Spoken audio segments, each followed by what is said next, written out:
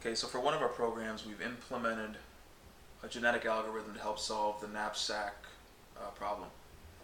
For those of you who aren't familiar with either one of those, Wikipedia does a fantastic job of outlining them. Just quickly, genetic algorithm is a programming construct that mimics natural selection to find useful solutions to optimization problems. The knapsack problem is an optimization problem in that, given a set of items with weights and values, which items should we choose to maximize our value with respect to a capacity for an allowable weight? So how would we go about doing that? One way is to use a genetic algorithm. So to demonstrate, let's say we have, looking at the top line here, let's say we have 10 items that we could choose from to place into our knapsack. Our knapsack has a capacity of 42, and the item weights and values are listed here, respectively. So our goal again is to maximize V with respect to W, and in this case, W can have a maximum value of 42. So if we take a look at how to do this, with a genetic algorithm, we would create successive generations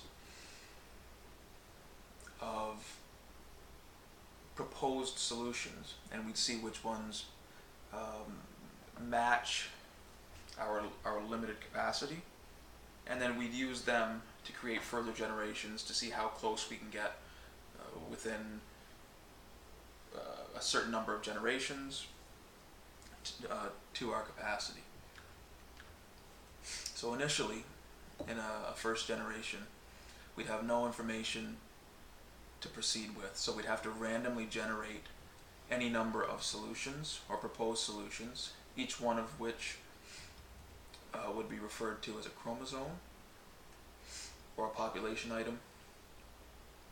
So what we do is, simply keeping in mind that these are items here 1 through 10, we'd simply randomly fill up n number of proposed solutions. A 0 would mean that we include the item in our knapsack, or sorry, that we do not include the item, while a 1 would mean that we do include the item in that particular proposed solution. After we get our solutions from our first generation, we'd see which of the proposed solutions are less than or equal to our allowable capacity, and we would keep them. A fitness function is simply a function that we can evaluate whether our proposed solution is allowable for the problem that we're trying to solve. And in this case, it's simply adding the values of our selected items together and determining whether they are equal to or less than 42. Bear in mind that you can come up with any fitness function that you'd like depending on the problem that you're trying to solve. In our case, it's fairly straightforward, though, what we're trying to do. So after we determine that, for our next generation, we could select the best, which could be defined as being above a certain threshold, the best chromosomes, and we breed them together, also referred to as crossing them over. Alternately, we could have some chromosomes cloned, which would mean simply copying them directly from one generation to another. We could also implement mutation, which would be a very small chance, generally a very, very small chance, of flipping a single chromosome bit or a gene in our chromosomes from 0 to 1 or vice versa, just to see if any interesting behavior leads from that, in order to avoid any local minima. So an example here, if we had two chromosomes that in our first generation met our fitness function. I haven't looked to see if these actually do with their values up here, but independently we'll look at these here. So if these two are chosen to breed, what we then do is the algorithm would choose a random spot in the chromosome, referred to as the crossover point. Here we've referred to a spot between 1, 2, 3, 4, 5, between 5 and 6.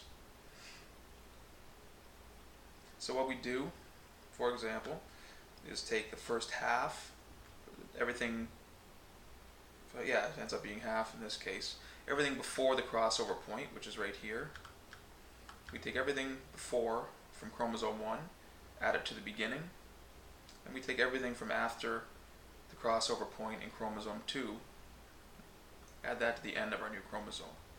So this here is a newly bred chromosome that we can now add to generation 2.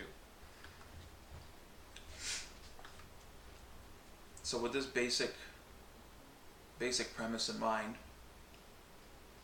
we continue to do the same operation to fill up our new generation with successive possible solutions to our problem. When we were done, we'd simply do the same we did back up here. We'd select the best. First we'd find those that match our fitness function, keep them, discard the rest, and we move forward a generation using the previous generation's chromosomes to attempt to breed together better solutions. The idea is that eventually these chromosomes, based on selection, should become closer and closer to our capacity and give us the optimal solution that we have available. Okay, so this is our solution implemented in Scala. Our Knapsack genetic algorithm program, let's see here, I believe,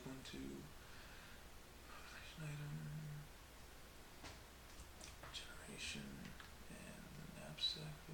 Okay, so we have 3 classes that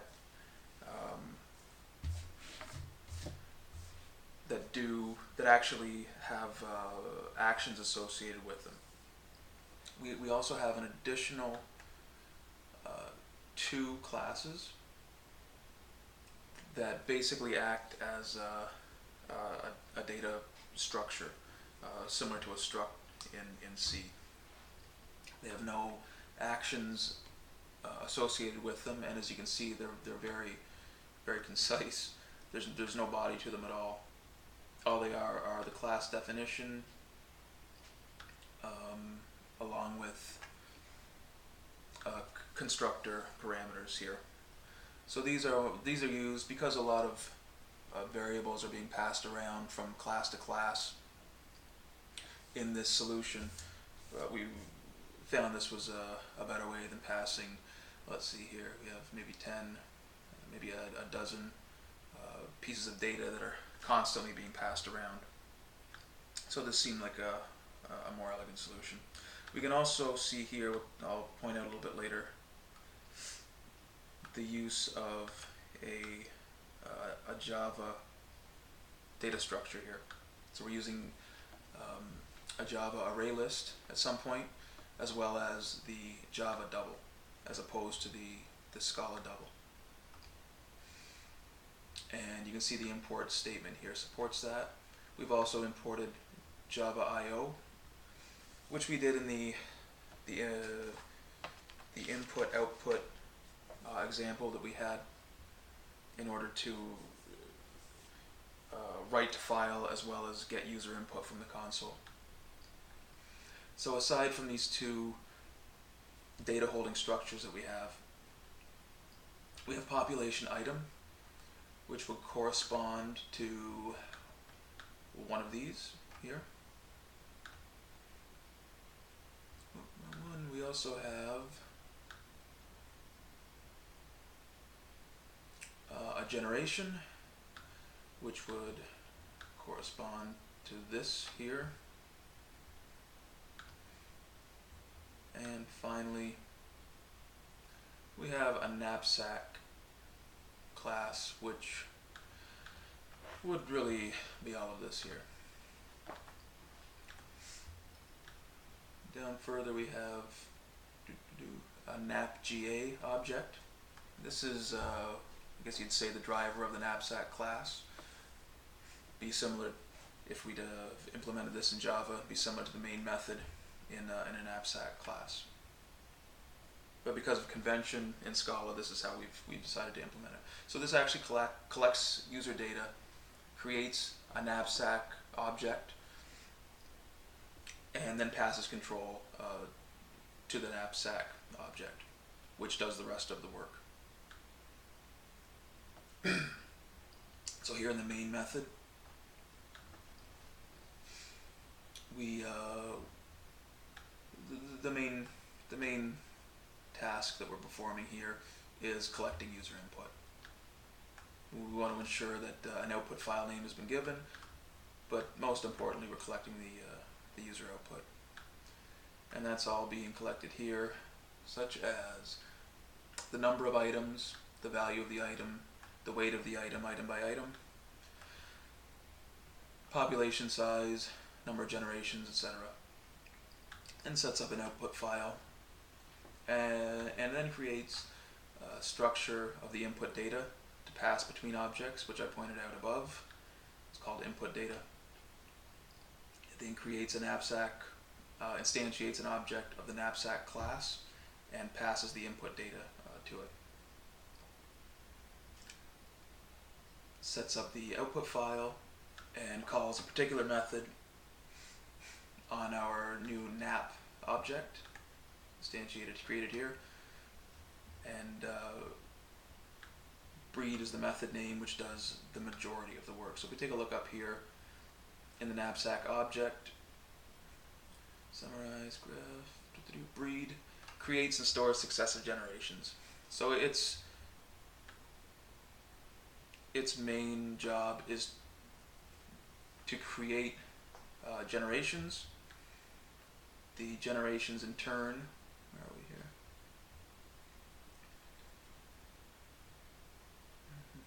Generation, here we go. Generation in turn creates a number of population items. Those are up here. And along the way we will evaluate those the population, which are the proposed solutions. We nominate those and we use those in subsequent generations to create new solutions. Those are all stored. Fitness function is performed. Let's see here. Total fitness, for calculating fitness. The Knapsack class, where is it? Also reports back, not directly to the user, to the output file, the optimal solution generation, mean fitness, just some useful data to look at afterward. When this is all said and done, we will actually use a Java class. Great.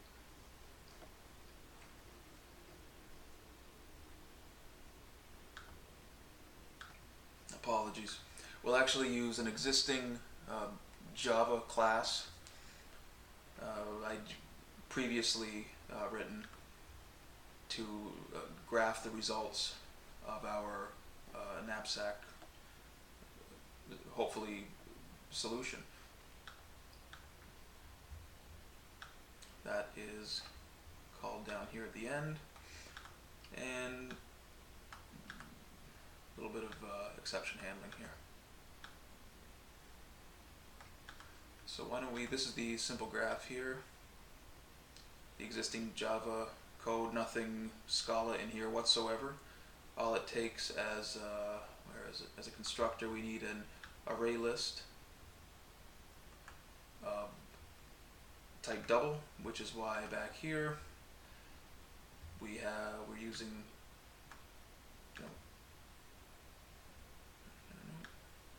right here, sorry, the array list of type java.lang.double. While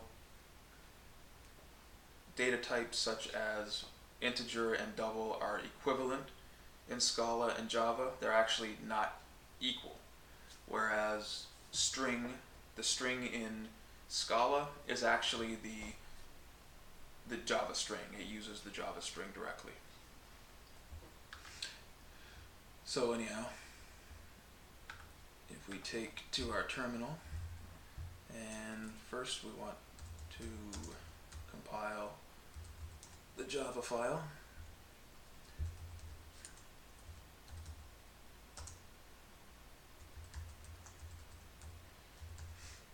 And the Scala file.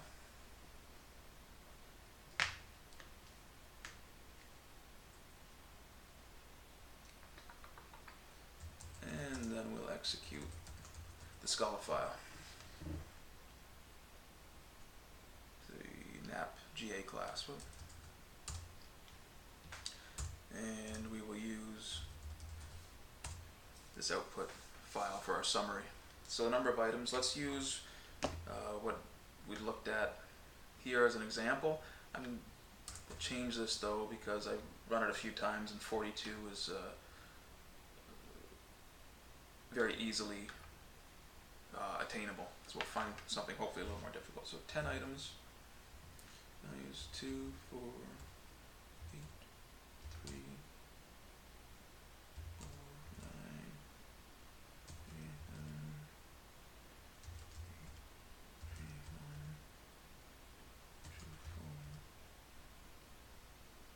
6, 7, 8, 9, 10, 11, 6. Knapsack capacity, we'll say 32. Population size of 10. 10 generations. Crossover probability, we'll say 0.75. And this was apparently just as attainable.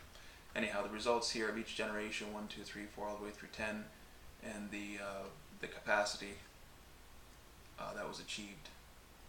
So 31, and then very quickly we got to 35, which is where we stuck. This probably could have benefited from a mutation. Unfortunately, I did not include that in this program. So anyhow, that is the example here. You have the code if you're interested in looking at how things are achieved in any greater detail. I appreciate your attention on behalf of Mark Ridings. This has been our Scala presentation. Thanks for bearing with me through my cold. I'm sure it's been a pleasure to listen to. Thanks again.